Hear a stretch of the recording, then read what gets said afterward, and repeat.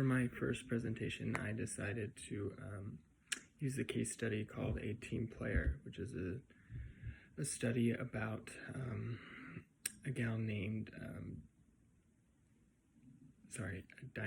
Barbara, who's working with a team of 5 staff accountants, and they're auditing a company.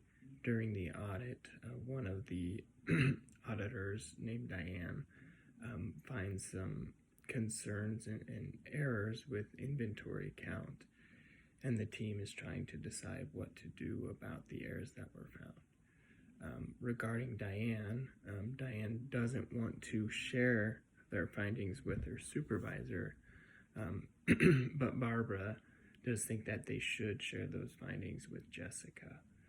There are some cognitive shortcomings with some of the ideas or thought process that Diane presented. For a pre-conventional level, Diane initially shares that she's concerned to share this information with Jessica because Diane was the one to find the mistakes, but that it was her mistake that was made. She initially overlooked the inventory counts, and so it was her error that was discovered, and she's worried about how that might make her look. On the conventional level, where we're worrying about what others might think, Diane in the group goes to point out that, hey, we've already been spending so much time on this.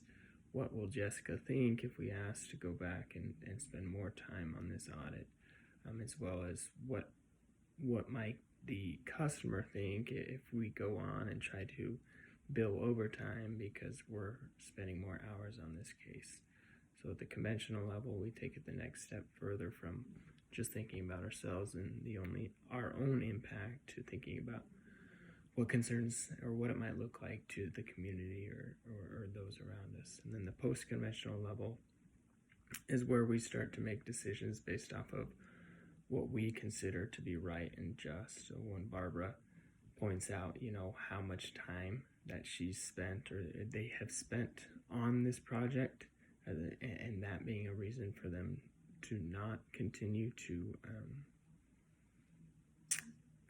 do a recount of inventory, that's really Barbara kind of taking things into her own hands and saying, I don't think this is right because we've already spent so much time on this project.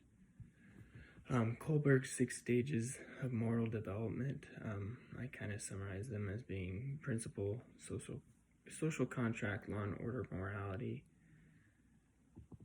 good boy attitude, self-interest, and avoiding punishment. So these very much do come into play in this scenario. So in step 1, we're really looking at obedience, but where I think, Barbara might be right, and the group, with the exception of one teammate who is on Barbara's side, I think they're missing the big picture in that their company does audits to ensure or to review financial statements of companies. If they go and give, a false opinion because they didn't want to go back and recount things or they were afraid to mention something, they're missing the whole purpose and what it is that they're trying to accomplish. And so obedience and the principle of what they're doing is to give an accurate, opinion of the audit. Step 2, social contract, is understanding that if they do what is right by the book, they'll be benefited in the long run. And then we move on into step 3, which is where they should understand that they'll receive a reward or a punishment that is equivalent to whatever decision they make. Step 4 is doing what's right because they represent not only themselves but the company and accountants nationwide. 5 is understanding that they will be treated better for doing the right thing no matter how small it may appear. And finally, I think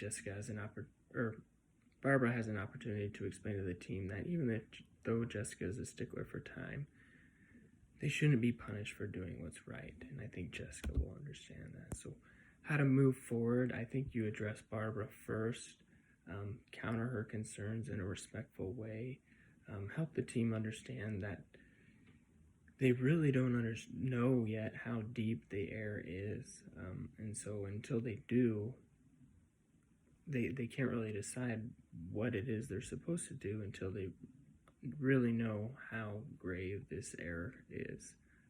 So I don't really see how that one can be objected, because they don't even know the full extent of the error just yet. I think it's important that Barbara allows, when she explains things and counters things, that she allows time for the teammates to come back and present any new concerns that they might have. That's what I would do.